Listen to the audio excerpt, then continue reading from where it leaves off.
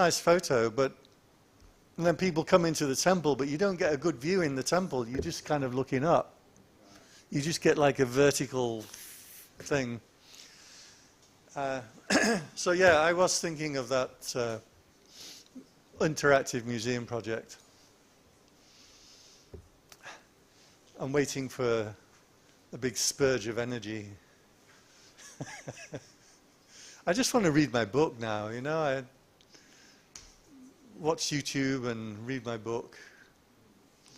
Someone just gave me a YouTube premium account, which is actually, does anybody have that? It's pretty cheap through like AIS and True. It's pretty cheap on Android because we don't pay for YouTube ads anyway. Android and on Windows, you get Brave web browser, it removes all adverts anyway. Just if you want to know about how to hack your system so you don't have to watch adverts, you just come and listen to a Buddhist monk. But it is quite good.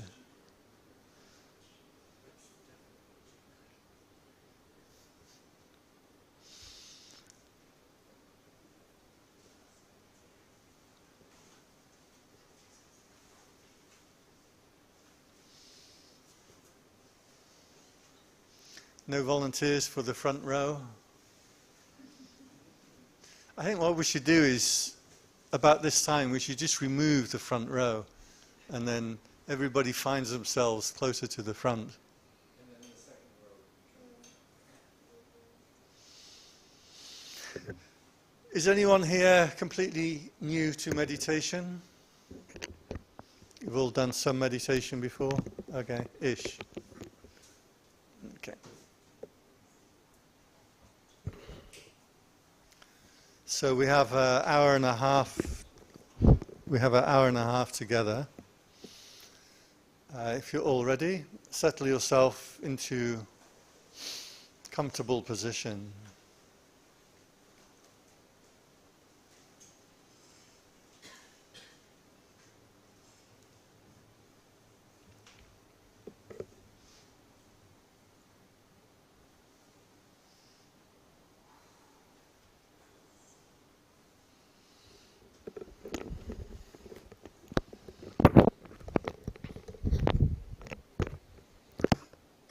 I'll give a few minutes of instructions for those who are new or who would like to practice in the way that I do.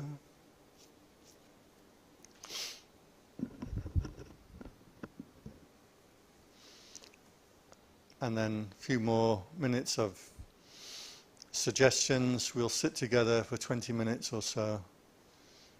I'll offer some Dhamma reflections. We will be finished by 8 p.m.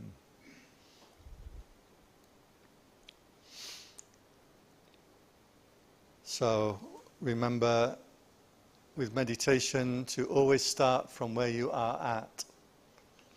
Take a moment. Bring your attention into the body. How does the body feel?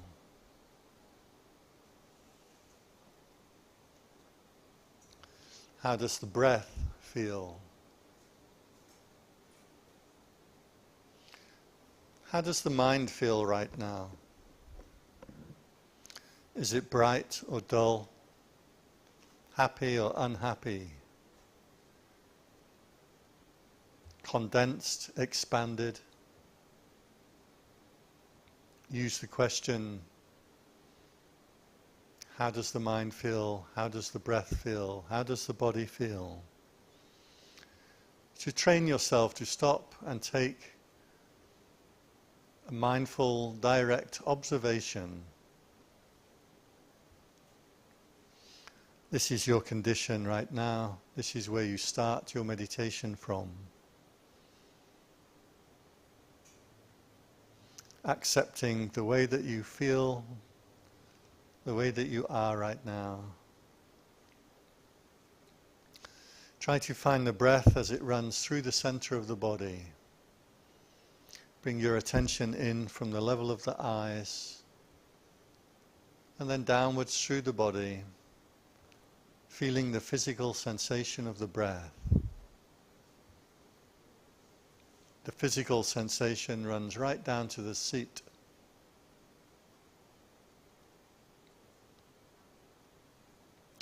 We put our attention onto the sensation of the breath.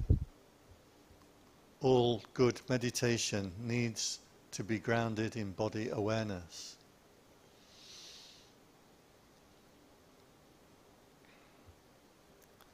The breath is not happy or sad. It's not dull, not exciting. It's a neutral object, a neutral place to place your attention. The meditator observes the tendency of the mind to always look for stimulation, always look for excitement, always look for something to be absorbed in or engaged in. And you train yourself to disengage. Train yourself one breath at a time to be happy, to be content with just this feeling of breath. This is a lifelong practice. Making the breath your friend will give you a place of refuge, a place to put your attention. The breath will show you how you feel physically, mentally. So try to be with each breath as it comes in, lasts for a while and leaves. A slight gap, then the next breath begins. After a few moments, the mind will start to wander away. You should note the mind is wandering away. See where the mind was wandering to. Planning of food, thinking about the past or the future, relationships, jobs, work, travel, all those things you like to think about. Your mind will automatically run to storytelling. You must train yourself to drop all stories. Come back to raw wakefulness, raw presence. It's a little uncomfortable at first. The more you train, the more you practice, the happier you are with just the feeling of the breath. You don't need to add anything.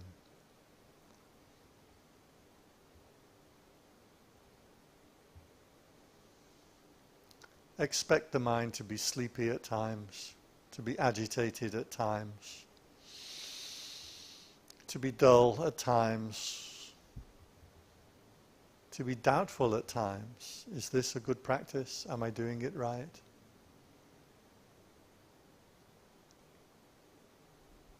Whatever thoughts or feelings arise, train yourself to observe them.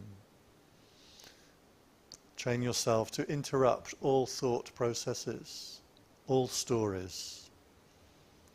Return attention to this beautiful, neutral meditation object.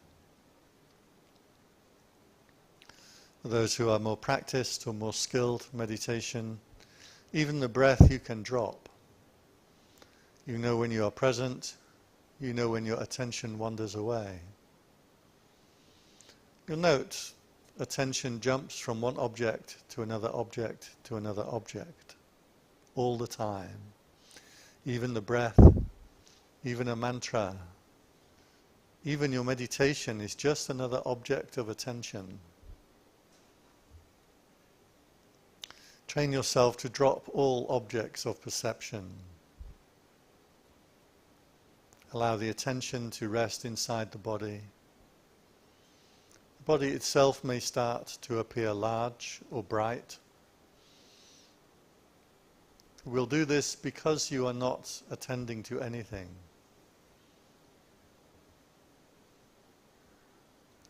You can note when the mind falls into perceiving things, jumping from object to object. Note when you are holding the mind in abeyance, not letting it fall into any moment of perception. not perceiving objects, be aware the feeling of life force should increase. The feeling of presence should intensify. The feeling of self becomes prominent.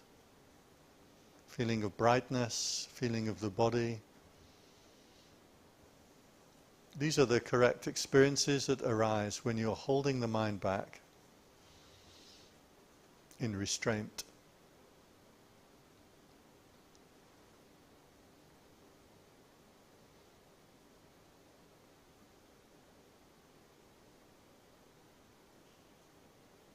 As always, be patient. This is a lifelong practice. And it's your practice. Experiment, investigate. Learn by yourself to observe yourself.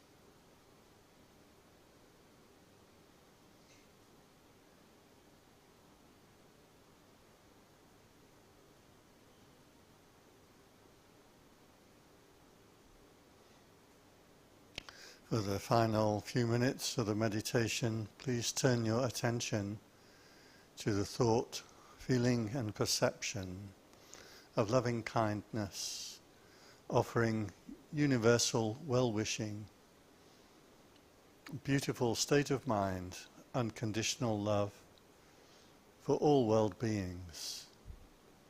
Any way that you can arouse this thought, feeling and perception is valid, is good. Train yourself to make the mind beautiful, offering unconditional love to all beings.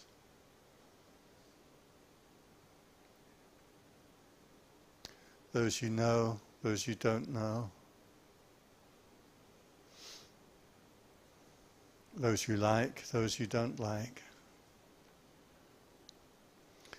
Human beings, devas, ghosts, hell realms, small beings, large beings, seen and unseen. May all beings everywhere, in every state, be happy, be peaceful, be free from suffering.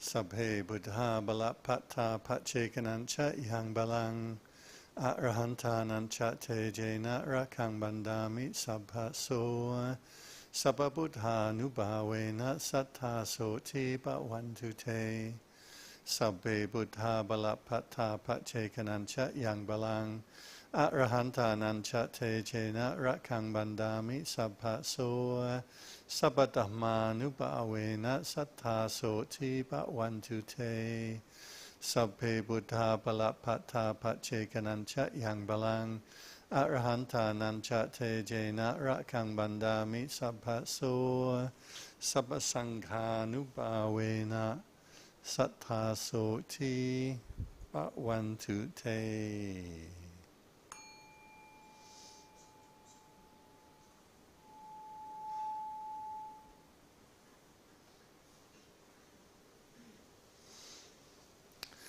Okay, please relax your posture.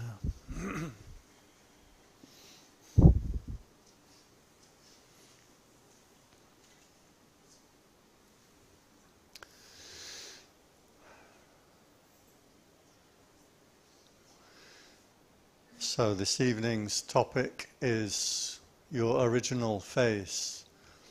Just a little show of hands or nods. Anyone familiar with this term, your original face? Little bit. Most of you not familiar. That's good, I can make stuff up. Yeah.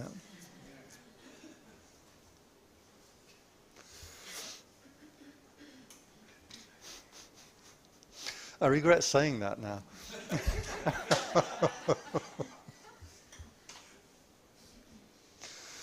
So just to recap or rewind, especially for those who might be new to Buddhism, this is was originally a mystic tradition. That means that the goal of Buddhism is a mystic, sometimes called union, or a understanding or enlightenment. This is a knowledge or a thing that one can come to only through practice. It's not something that one can learn about or recite or figure out intellectually.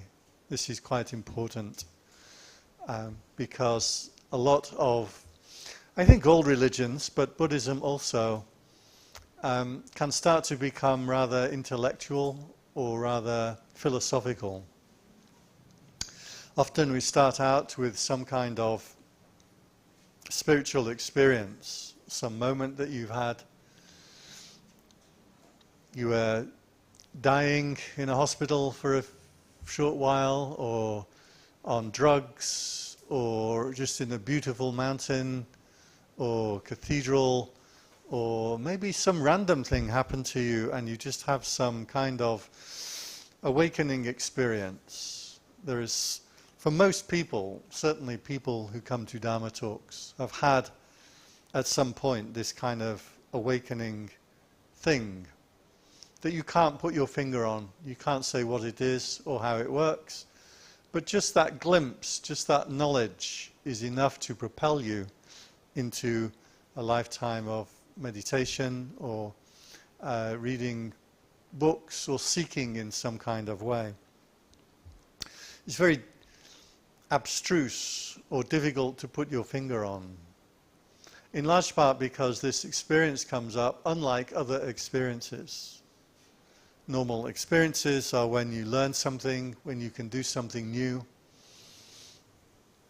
When I was a kid, we had the Aga cooker, you know, these coal-powered cookers, and it's kind of hard to make toast on these things, but they were on all the time. There's a constant coal fire going on inside the cooker. And you have to open up the top. And I was too small when we moved into this house. I was only like 6 or 7 years old. And my poor little arms couldn't get high enough up to open this top. And because it's always, you know, red hot, I wasn't really allowed to open the top. And then one day I figured out there's a tap at the bottom of the Aga. If I stand on the tap, it gives me that extra 4 inches of height and I could open up the top. And I opened it up and then I got and made my own toast. And then my mother came down and she didn't know whether to hit me because I'm not allowed to touch the cooker, or congratulate me because I'd made my own toast and she doesn't have to do it from now on. That's learning something new. It stood out. This just is a little thing, but in my life this just jumped out at me. It's like, hey, I learned something new. I progressed. And gave me this feeling of progress, of satisfaction, of getting older, getting better.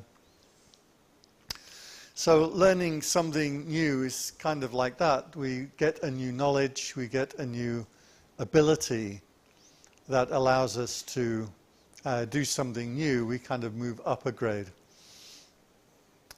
This kind of feeling gets supplanted as you get older by you get a degree.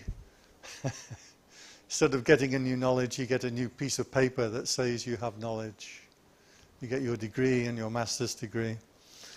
But these are ways of adding knowledge to you, something that you didn't know before or you weren't able to do before, you are now able to know or to do.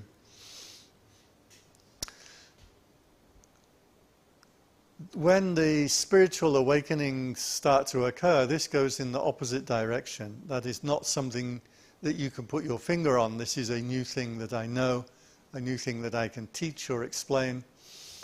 It's just a emptiness. It's a moment where you touch on emptiness, where the mind becomes, for whatever reason, through trauma or through happiness, whatever reason it is, there'll be some point where the mind just stops and opens up, becomes expansive. And you're like, wait, there's no thoughts there to try and compute what's happening. Yet you have this feeling. This happened to Ramana Maharshi, one of the famous Indian gurus. He was, as a child, he was on a boat. They put him onto a boat and he thought, what if this boat was to sink and I was to drown? What would die? And then he looked inside his own experience to try and find what it is that would die. And at this moment he became partway enlightened. He had a few more years of practice, but this one experience drove him, compelled him then to practice. And he was only like a teenager. He went to a sacred mountain in India, went to a monastery, and he sat down in the cellar and just stayed there and meditated. Children would come and throw sticks and stones at him. Rats would come and bite his legs. But nothing could distract him. He just caught that thing. And he wanted to follow this more than any other thing. So these experiences start to arise, especially if you do practice. There's something that can only be done through experience. It's something that can't be learned through texts or books. licorice. You can't listen to me or somebody else or read a good book, or as you kids these days would do it, look at it on YouTube. That might give you some knowledge of what somebody said about something, but still isn't the thing itself. It's like eating licorice. You can't explain the taste of licorice. Next to Marmite, licorice has to be the most perfect taste. Coincidentally, I have a birthday coming up.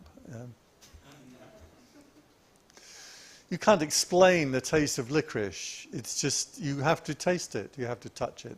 Otherwise, it can't be explained. So in the same way that the spiritual awakening is knowledges that start to come that can't be learned, can't be recited. One of the problems that happens, though, is this door starts to open, this perception starts to open, and then people start to find all kinds of explanations for it and get involved in religion. The same happens in Buddhism. We have a text called the Abhidhamma, which is a philosophical treatise of how the entire universe works, apparently. And it's a lot of lists of things that one learns by heart, and you have to learn all these different states of mind and conditions in the states of mind and how they interact, and then you get this mosaic. It's kind of like learning Sanskrit or something, like a whole grammar. You get this mosaic of stuff, and then you know it, and you feel like you've advanced because you have this knowledge. And then people ask you to teach it, so you get the diagrams up and you start teaching the 6 of this, the 9 of that, the 12 of this, but still don't know anything. Still not touching that thing that was the purpose of practice in the first place. So this knowledge or understanding comes in a different way. It's not something you can learn about, something you can recite. It's not something that has names. Every society around the world has had mystic traditions, people who have withdrawn, gone to the caves, gone to the mountains, withdrawn the mind inwards and tried to follow or to try to find this touch on this new thing that starts to open up. That is our practice. All traditions have this.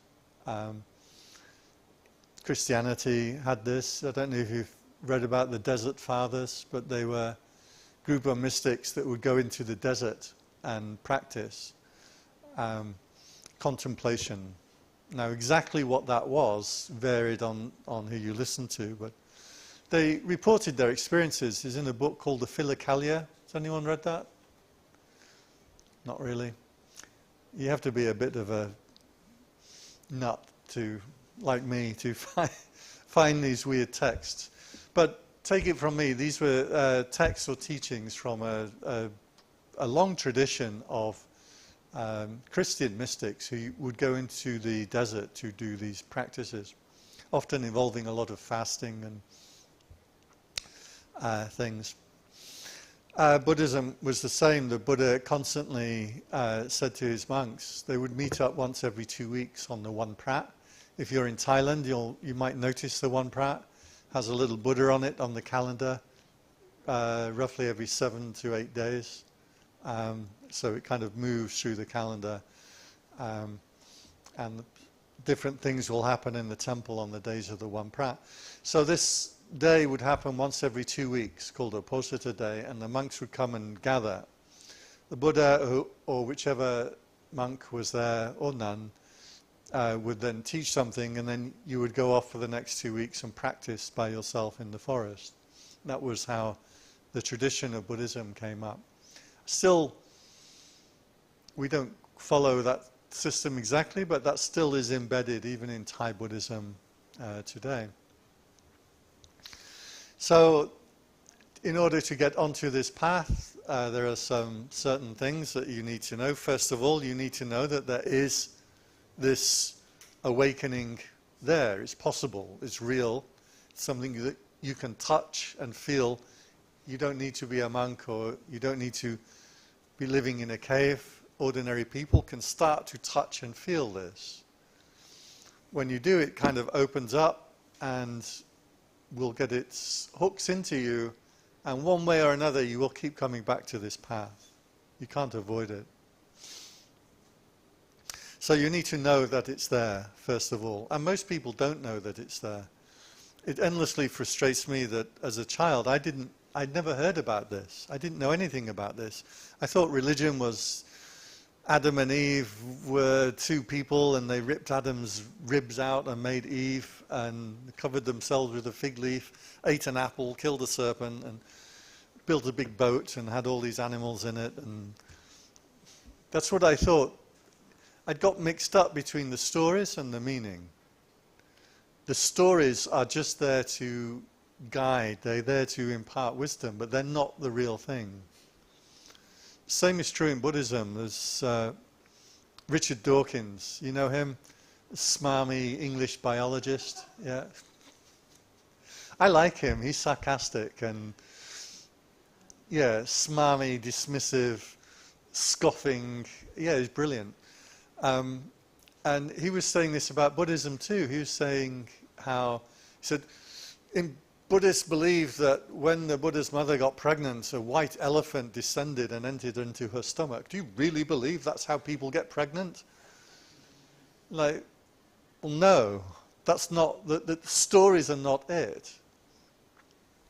The point of the story is, Buddhism was transmitted by art in ages where not many people could read. There's no YouTube. So you would paint the story of Buddhism, and then you would take your family to the temple and somebody would point to the painting and explain what's happening. So the part of the story where the Buddha gets conceived, remember the king and queens are commissioning these paintings, right? So you can't really put the Buddha's parents like behind the bike shed. You can't paint that, can you? So you paint a nice white elephant entering into the stomach of the Buddha's mother. That's how you paint it. You make it nice. So Dawkins is getting mixed up between the stories and the actual experience.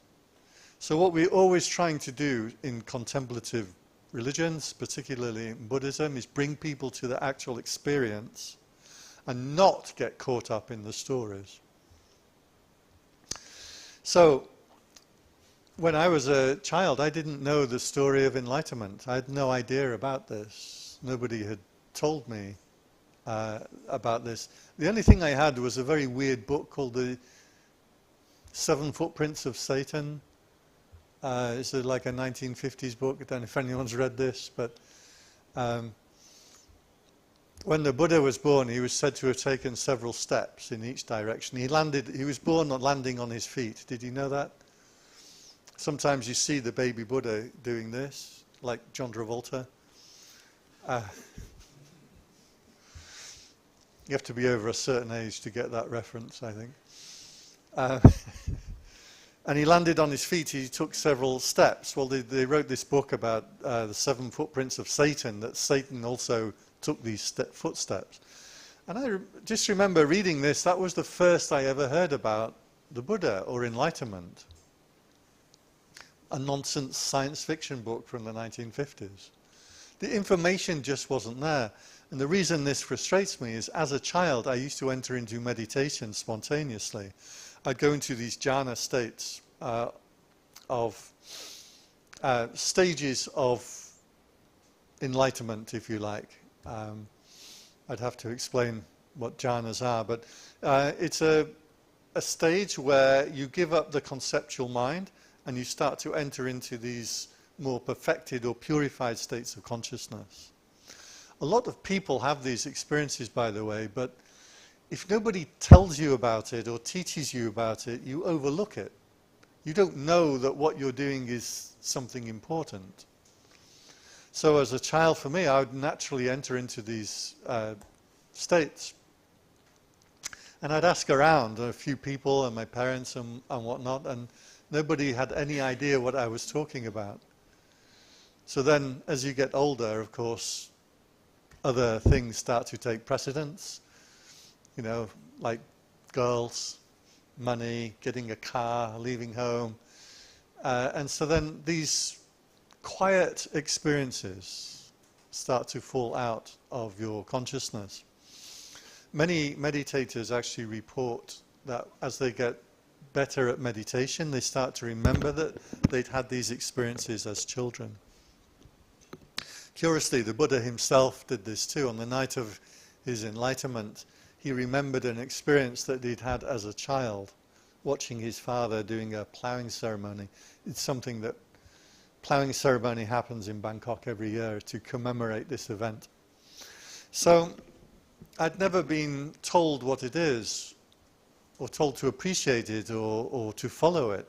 So these experiences started to fade as I got to around 13 or 14. I'm not somebody special. I'm pretty sure that most of you, if not all of you, will also have had these things.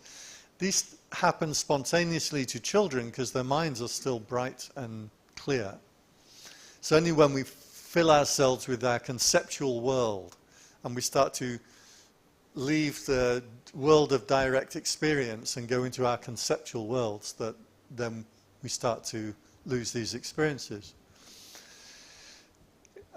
When we have meditation retreats, depending what kind of meditation we do, but the children are usually far better at it than the adults. They can make these very high, very strong attainments, even to psychic powers and seeing devas and all kinds of things, a lot more easily than adults can, because they have less conceptual framework to try and break out of.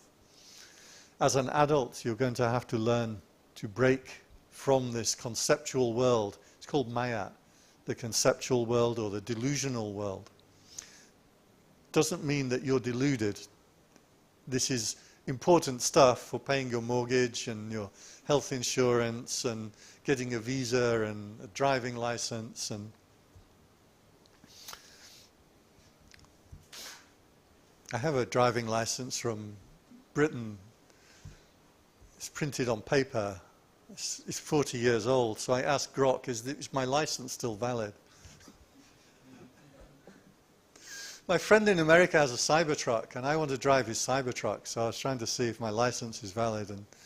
And Grok told me that my license hasn't expired, but it's not technically valid. Anyway, let me go on to that.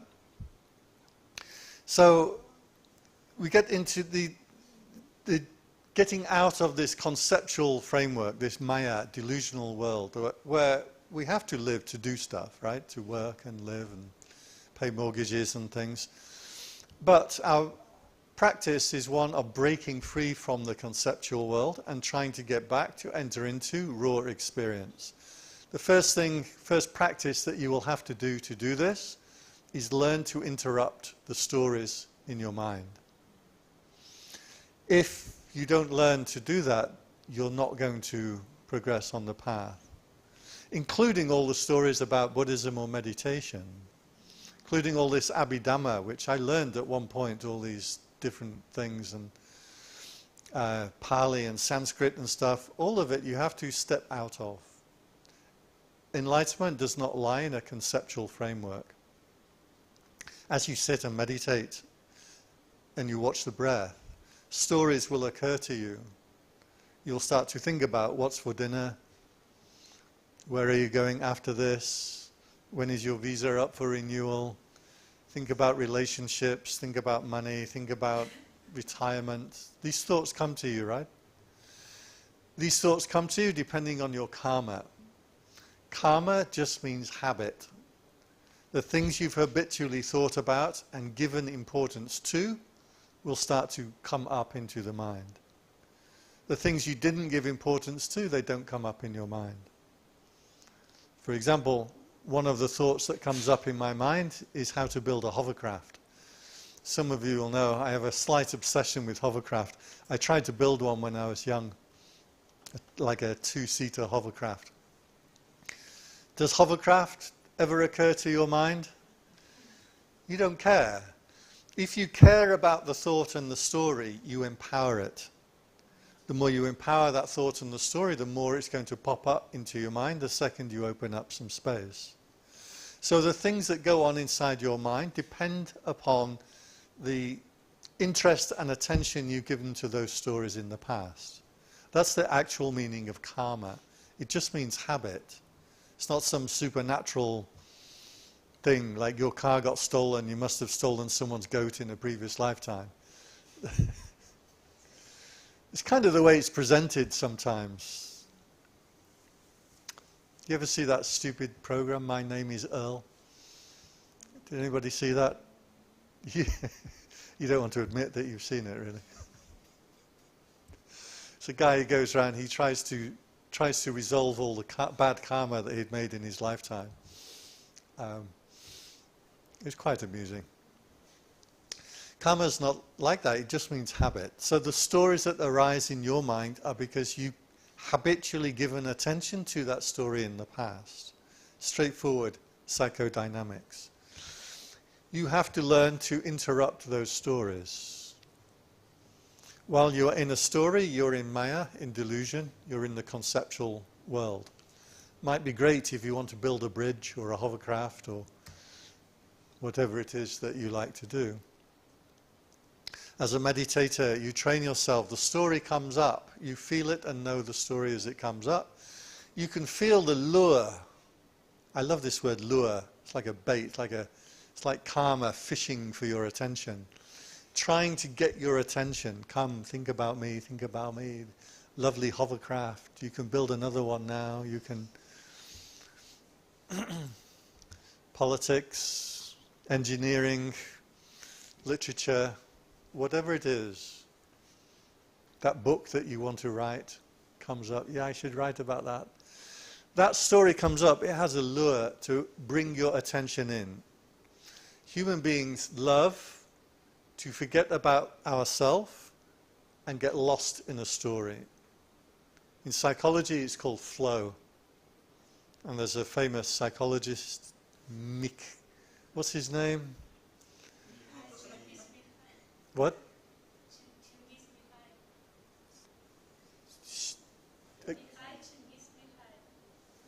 That guy.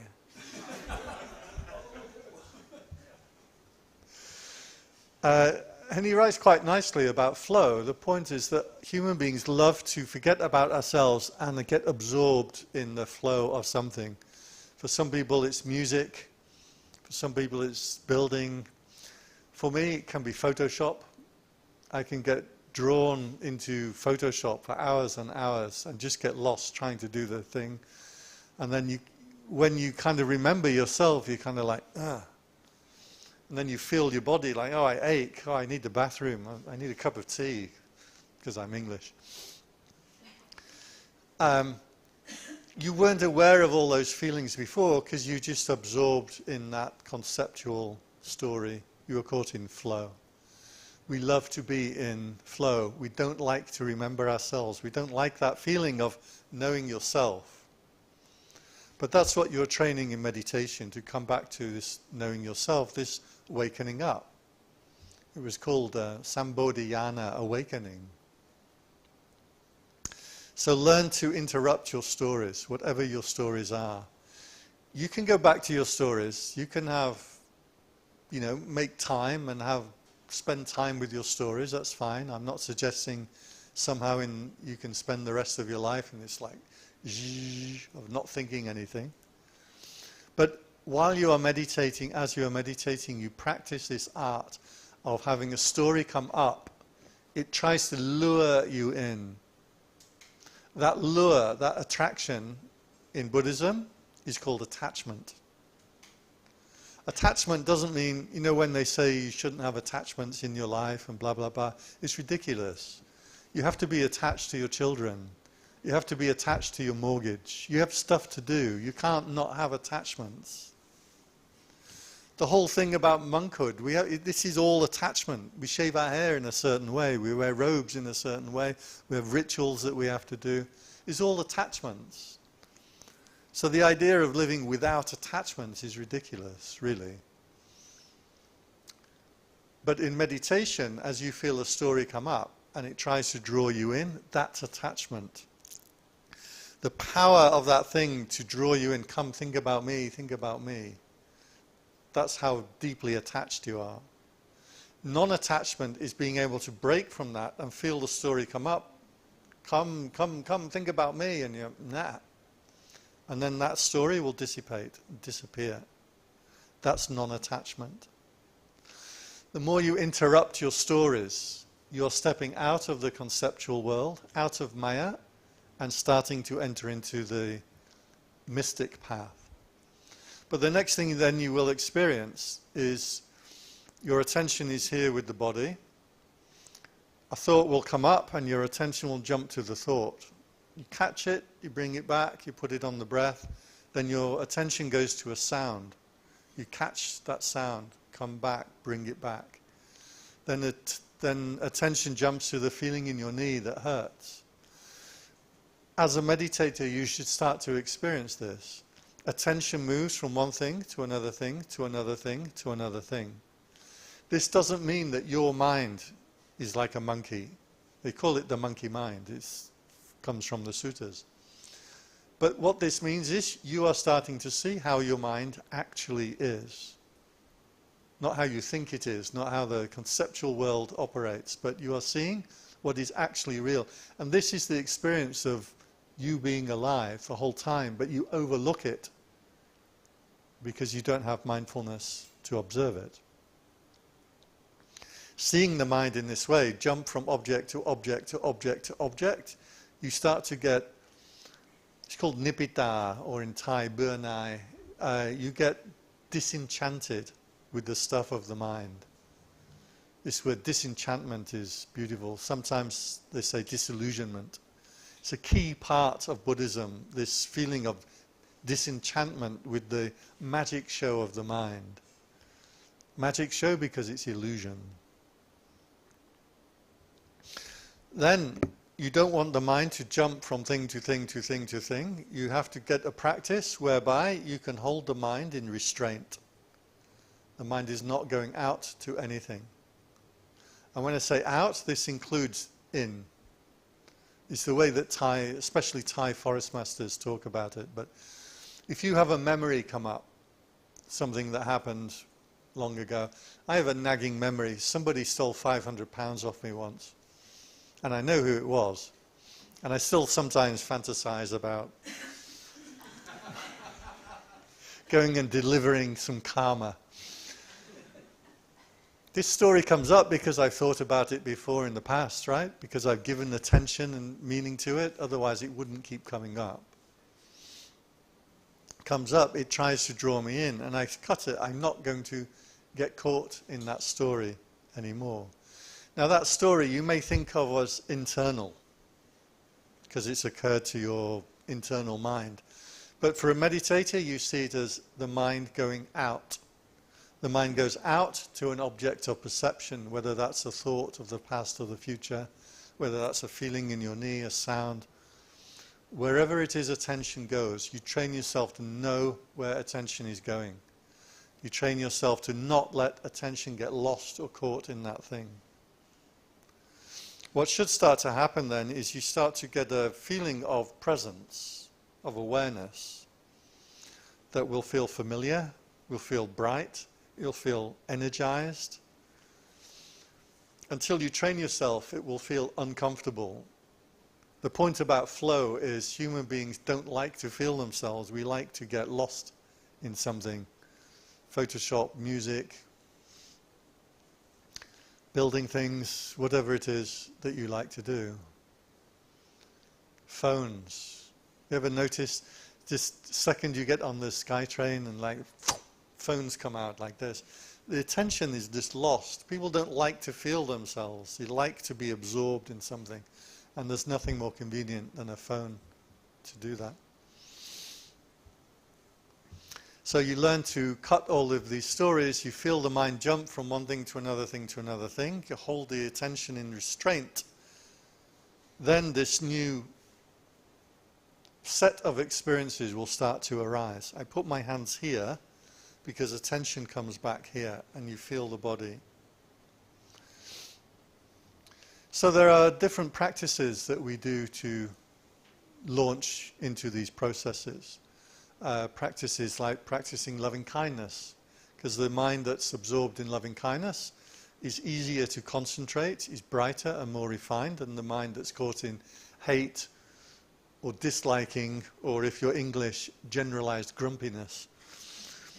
Because we like misery, we love misery.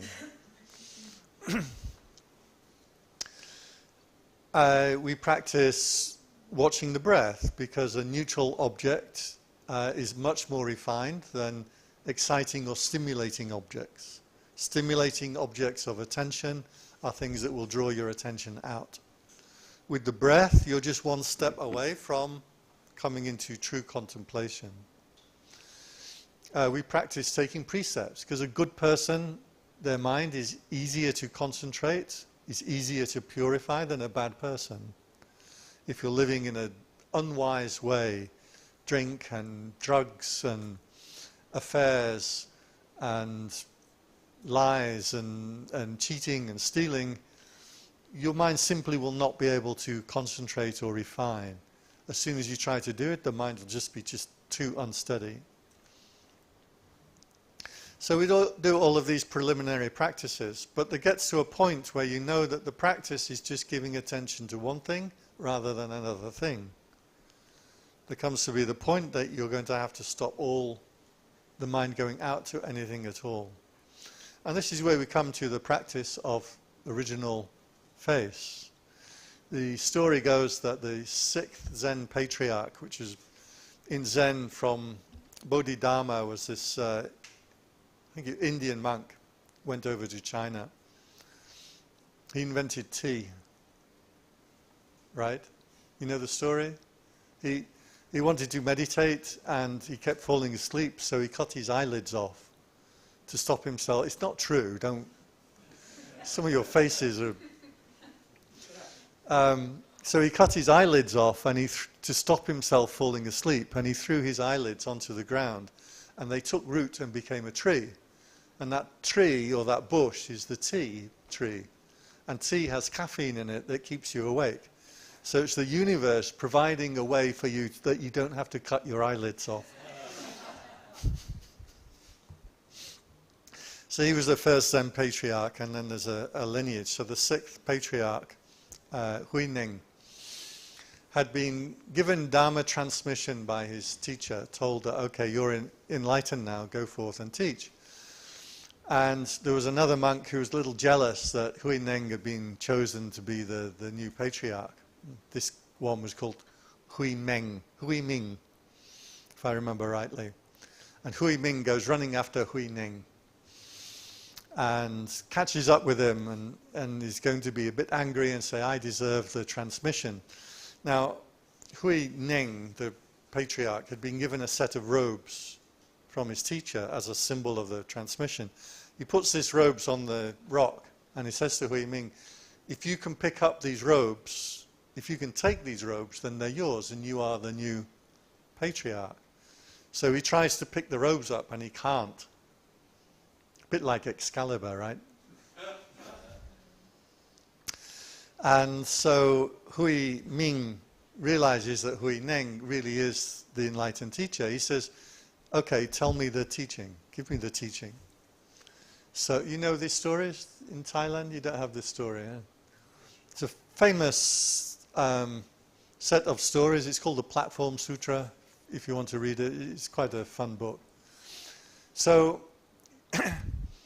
Huineng says to Huiming, he says, before there was good and before there was evil, what was your original face from before you were born? And Huiming is bing, he becomes enlightened from that statement. So this practice called original face became a strong practice in Zen. And the question would be, what is your original face? That which you had before you were born, or sometimes that which you had before your parents were born. The practice of the original face, as it's framed as a question, it's not a question that you answer, it's a question that's supposed to take you to this experience, right? we've already discussed. We're not trying to make a new conceptual framework. So you can do it right now, original face meditation. You're looking at me, you're listening to me right now, right? You can see me right now. Put your hands in front of you where you can see them, or just here, anywhere. Now, while you're listening to me and looking at me, bring your attention back. Keep looking at, no, not your hands. Leave your hands there. My hands are signaling your attention. Bring your attention back. So as you're listening to me, you can now be aware of yourself and your hands here. Can you feel that? You've got an awareness of yourself here, sitting here with the me coming in, right? That's your original face. That's why you can put your hands down now. The point of the hands is, if you can see your hands, you've brought your attention back from the thing you're looking at, back, until boom, suddenly you're aware of yourself here. That feeling of yourself, that awareness here, that's your original face, and that's a practice. It's not the result, it's a practice. You try doing this when you're talking to somebody. Normally you're involved in the conversation. Normally you're just thinking about what you're going to say when the other person has stopped talking. Isn't that true? I try to catch myself doing that and then stop and listen. But as I listen, I bring my attention back and I bring my original face into the thing. Now it's not that person and the thing that they're talking about. That's purely conceptual framework. That's Maya. Now I'm aware of myself. Feeling, thinking, listening, reacting. That knowing yourself is what we are trying to get back to. And we say face because it feels like attention is here, right? It doesn't feel like attention is here. Did you ever notice that when you experience your own body, your feet are at the top? Really? Did you see the picture I put on Facebook? For the event picture, it was of a woman sat on a jetty looking out across the mountainside, and you can see her feet, right? It's a common picture, like you do selfies, right? Take a picture and you've got your feet there. You ever notice your feet are at the top? You look right now, if you lean back and experience your feet, if you do this, notice your feet are at the top, your feet are up here, and then you are upside down. You didn't realize it. I'm saying this because if you can bring your attention back to include yourself into that moment of perception, everything starts to change. Everything will start to turn on its head. You'll start to notice your hands. This happened to me the first time. I'd been practicing for a short while, mostly from a book. It's long before internet and YouTube. I just had this one really rubbish book, kind of Zen, but it wasn't really, just some guy who's writing about thing, and he was saying the circle has a center, but there's no center. That's like you don't have a self, but it's still there. And I was like, wow. I was caught up in this conceptual framework. I'm going to get to the center of the circle. It doesn't exist. Don't know what I was thinking. And I was driving back from work. I was in my car and I suddenly noticed my hands moving. Indicate, turn the steering, brake, accelerate, indicate. And it's like, my God, I can just see my hands going by themselves. For normal people, your perception is always so externalized, so conceptual, that you don't have that experience of yourself here doing it. You're just experiencing the thing that you are doing. Like playing the guitar, trying to get that C chord. The A chords and the Ds are nice and easy, then the C, you've got to do this, and your little finger has to cover 2 strings. But if you bring your attention back and feel yourself doing it, suddenly you're just like aware, you have hands. Have you lost it already? I told you a few minutes ago, include yourself in seeing me now. Keep that perception. Keep that self-awareness. There is a teaching in Buddhism about no self. Don't worry about that. The sense of self will intensify if you're doing meditation correctly. If the sense of self dissipates and you get into a oozy woozy kind of like bing, everything's gone, it goes quiet, it's kind of dark, you're falling asleep. This is really important. For like more than 20 years I thought that was meditation. Because I would come out of that and I would feel kind of refreshed. I'd be like, oh, of course I did. I had a good nap. So that's okay. It's called fake samadhi or wrong concentration. And it appears in Theravada, it appears in Tibetan Buddhism. The right meditation is this intensification. You bring attention back and this sense of yourself sitting here intensifies and becomes brighter and stronger and more powerful. As you do that, everything will start to change. The way you interact with people will change because you're no longer thinking about them or thinking about yourself. You have your attention back here. Sorry, my robes are all falling apart. I'm glad we're not putting this on video.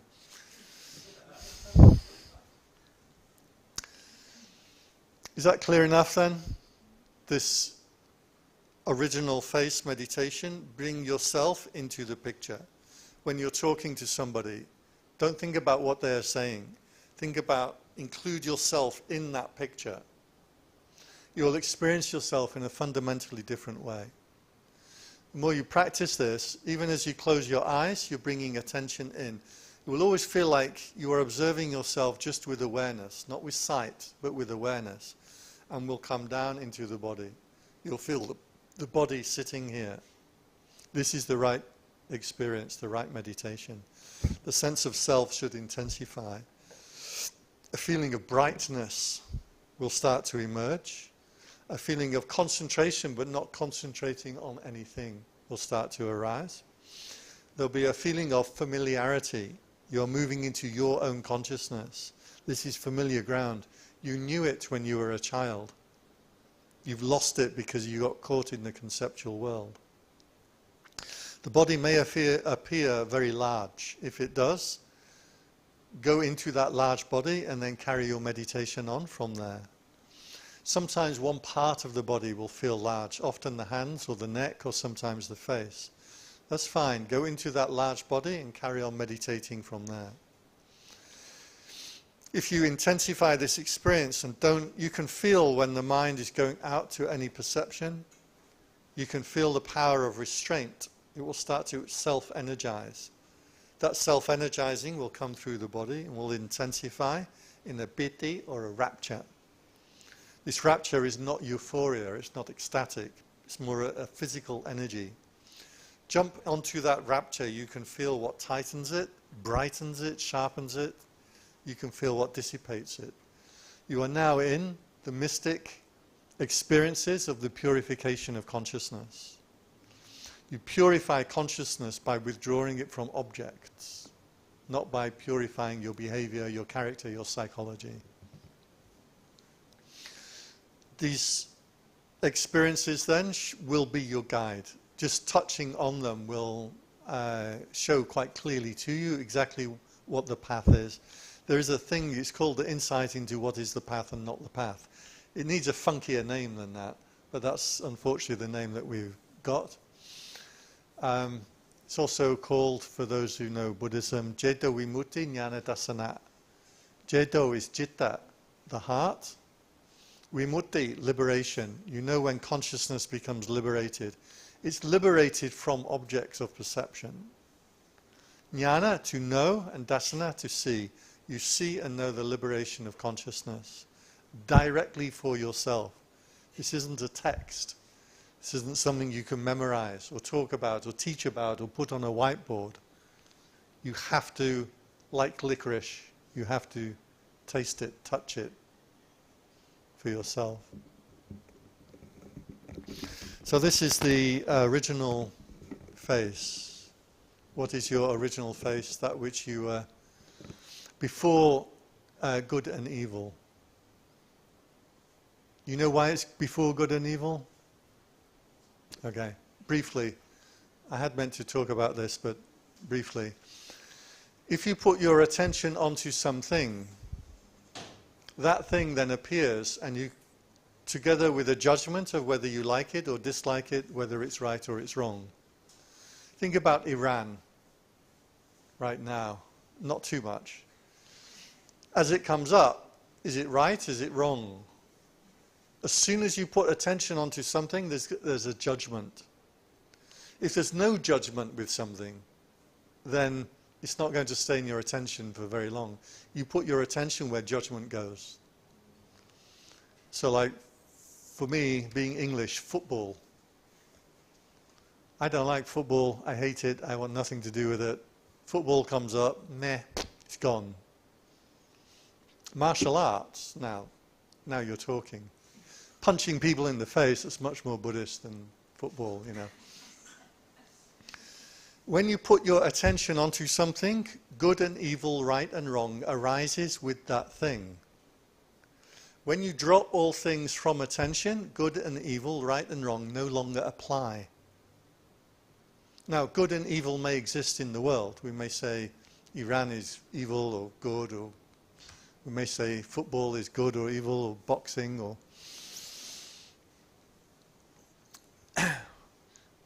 good and evil, right and wrong only apply when you've put your attention onto something and fired it up into consciousness. Now you will have judgment on that thing. This is why. Can I give a bit of Christianity? Do you mind? If I can remember rightly. Sermon on the Mount, Jesus said, do not love your friends and hate your enemies. Even the taxman can do that. But you should love your enemies as you love your friends. Just as God makes the sun shine on the just and the unjust, and makes the rain fall on the righteous and the unrighteous alike, so you should make yourself perfect, even as the Heavenly Father is perfect. I think I've got pretty close there to, you can look up the original statement. That idea of, in this case, God's love falling on the just and the unjust alike, like the sun falls on the just and the unjust alike, means that as you enter into this new state, there is no more judging. There's no more right and wrong, good or bad. You've put aside that entire conceptual universe. There was one witty English, I think he was English poet, and he wrote a little poem about this statement in the Bible, which is why I remember the statement, because I remember the poem. The poem's great. It says,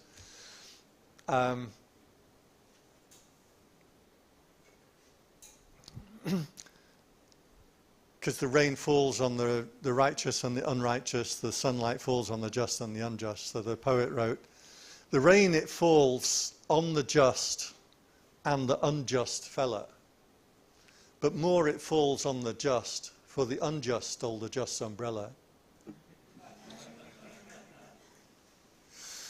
But that's this same concept that starts to appear in all mystic traditions of you go past the good and bad, the right and wrong. You go into this non-judgmental, non-conceptual framework of knowing.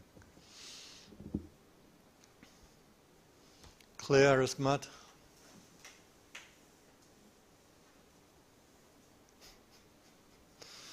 Ogden Nash, I think, was the poet. I don't know. Well, I don't know anything about poetry or the poet, but I like that poem.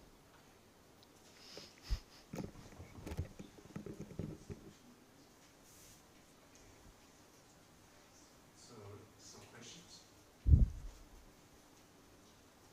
Anyone got any questions? Over there.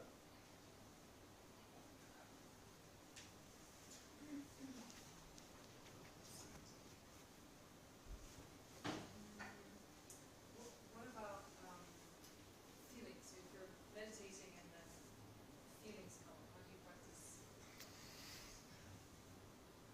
The world is okay?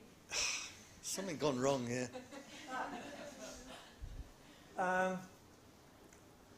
I don't know about feelings because I'm male English and a Gemini. I don't have feelings. What the hell has gone wrong here? Something is certainly...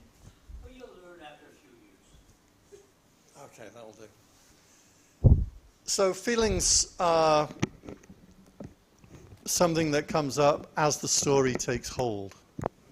So if you're practiced at interrupting stories, you'll be practiced at interrupting feelings. Feelings will only come up or only start to empower as you think about them. It's a lesson that we have to learn over and over again. And I can tell you one silly instance of this, but I was walking out of my temple, and there's a point we go in between two temples and over a bridge. And there's a guy on a bridge with a fairly big camera on a tripod. And he saw me and he went like this and started to set up. And that really pisses me off. Everywhere I go, my temple is full of tourists and they're all like, well, sometimes they try and pretend like they're not doing it. You're like, I know what you're doing, man. I can get quite rude. People ask, do you mind if I take a picture? And then I get quite rude, but at least they asked. So this guy, he's going to take a picture of me. Now, as I'm about to turn up this passageway on the bridge, I see him whip the camera around like this. I was, oh, for God's sake. And I turn around, and I can walk around the other way. It's going to make my walk from a 4-minute walk into an 8-minute walk. It's not a big deal. I like walking. And I just went, and I turned around. But as I was walking on this extra bit of walk, I just wound myself up into a state of apoplexy. I was incandescent with rage by the time I got around. When the thing happened, it was just like, But by the time I'd got right away around, I was absolutely livid. And I was generating it myself. This is all thought. This is my story that's empowering this. Anyway, I walked around and I came up behind him on the bridge because I'd gone right around, and I was absolutely fuming by this stage. I shouldn't be admitting these things, should I? But I mean, I was really ready for violence. I'd worked myself up into such a temper. And then I put my finger in his face, like, you don't just take pictures of people. Do you understand? It's rude. And he was like, I think he was German. So what it was, they were having like a Pokemon thing, this game that they play, and they go around Bangkok, and there was a Pokemon trail or something, and people were following it around Bangkok. And one of the things was they'd come through my temple and over this bridge, and his job was to sit on the bridge and film people coming up. So he kind of had a good reason. And as I was walking off, I was feeling like, I still think that he whipped his camera around specifically for me, but, was he... And I could feel this kind of rage. I was having to let it go. And this is why storytelling is so powerful, but you've ever seen The Incredible Hulk? This is what happens in the Hulk, right? He winds up in a rage, he becomes huge green and beats people up. And then you see him walk off, and then he slowly calms down. And he goes into an alleyway, and then he starts to shrink, and then he goes back to normal. They're showing the feeling that you have when you think yourself up into a rage. So thoughts and feelings come from the stories that you empower. And this was the meaning of the little old woman who swallowed a fly. You all know that? I know an old woman who swallowed a fly. I don't know why she swallowed the fly. Perhaps she'll die. I know an old woman who swallowed a spider that wriggled and wiggled and tickled inside her. She swallowed the spider to catch the fly. I don't know why she swallowed a fly. Perhaps she'll die. I know an old lady who swallowed a bird. How absurd to swallow a bird. She swallowed the bird to catch the spider that wriggled and wiggled and tickled inside her. She swallowed the spider to catch the fly. I don't know why she swallowed the fly. Perhaps she'll die. I know an old lady who swallowed a cat. Fancy that, to swallow a cat. She swallowed the cat to catch the bird. She swallowed the bird to catch the spider that wriggled and wiggled and tickled inside her. She swallowed the spider to catch the fly. I don't know why she swallowed the fly, but now she's going to die. And that's the thing. The thing that happens originally wasn't that big, but you start adding more and more to it, and now you're going to have to solve a bigger and a bigger and a bigger problem. It wasn't such a big problem to start with. So, as a male English Gemini who doesn't have feelings, that's kind of my advice. Forget about feelings, catch the stories. If you're able to interrupt the story, that story will not be able to take you over, or when it does, it won't take you over for very long. Yeah.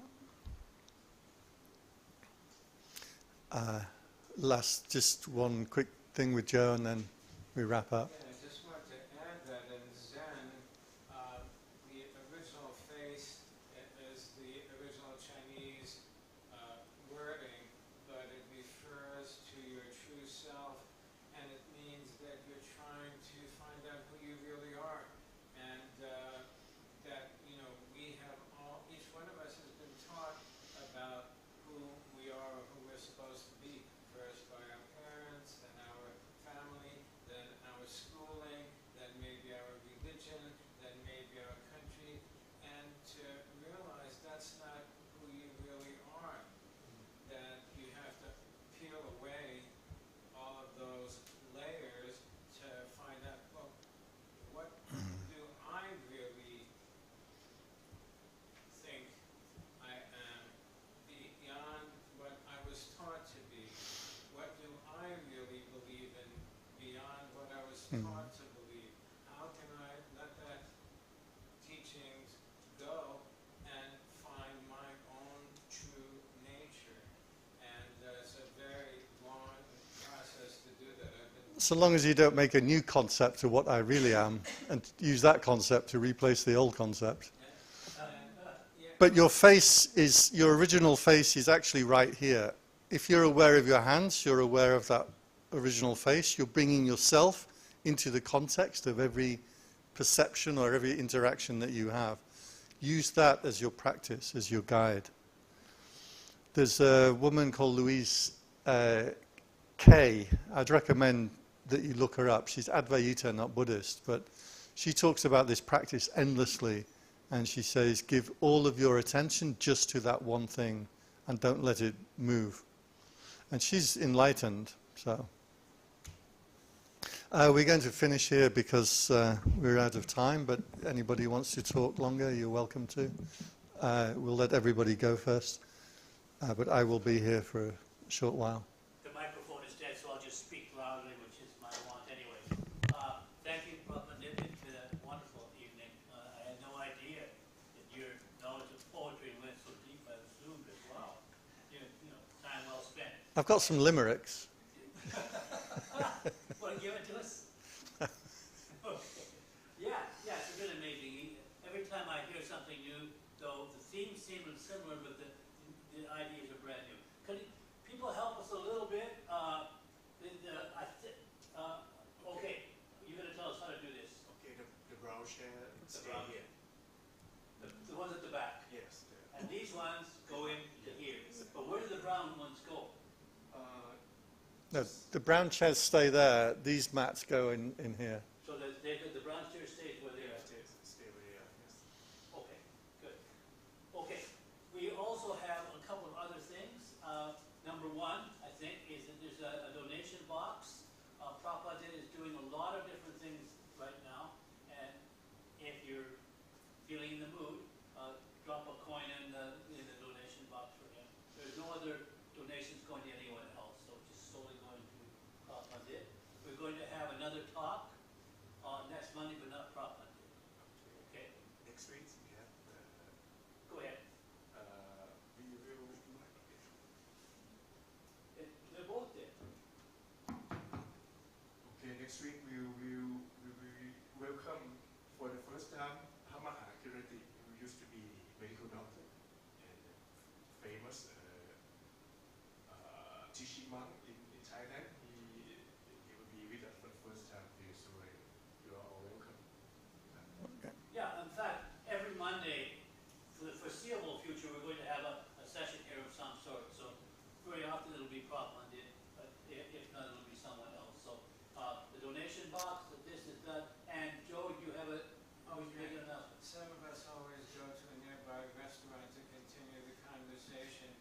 get to know each other better. And everyone is welcome to join us. You can just follow me, follow Chris, and sitting there in the black jacket, and we get to know each other better and keep the conversation going. All right. So, Pandit. Sabbi tiyo vivajantu sabbarogo vinasatu mate bhavatwantarayo asukhi dikayuko abhava abhiva Dhanasili sanichang vuddha pachayino chattaro dhamma vadanti ayuvano sukhang balang. And I'll see you in April. Thank you. The sessions have been streamed, so you can see them on YouTube or Meetup.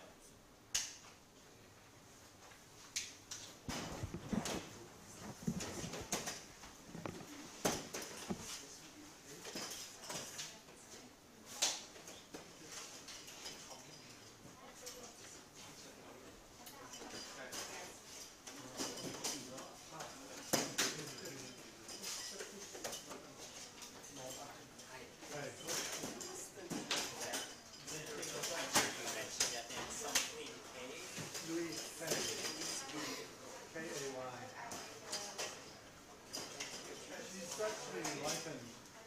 You know Advaita? So Advaita is the Enlightenment school of Vedanta, which is part of Hinduism. But it's the Enlightenment mystic school. So they have like a transmission of people that attain to full awakening, let's say. And she's really nice.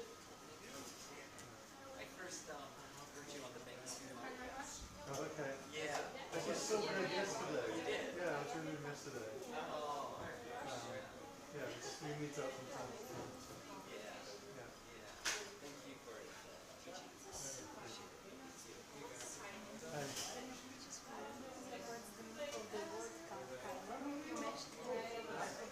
Well, I translated it as habit. Because it's not something mystical, it's just straightforward. Where are you from? Your accent? I'm from Slovenia, Europe. Because it almost sounded French, but not quite.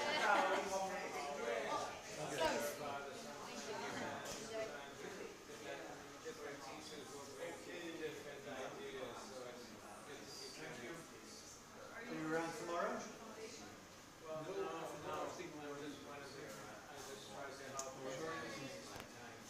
I'm coming down to your way. I have to buy some wood.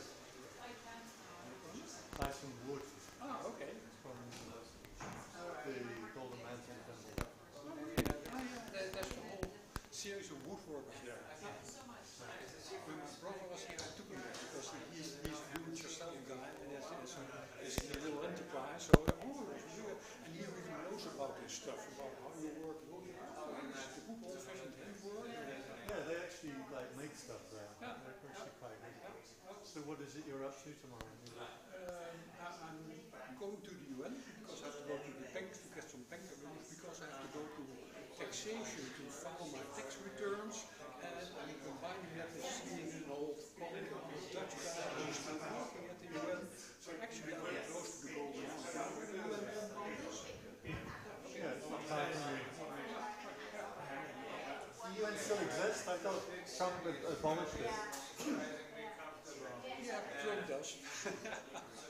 They're in big trouble because abolishing is one thing, but not paying the bills is another thing. So they really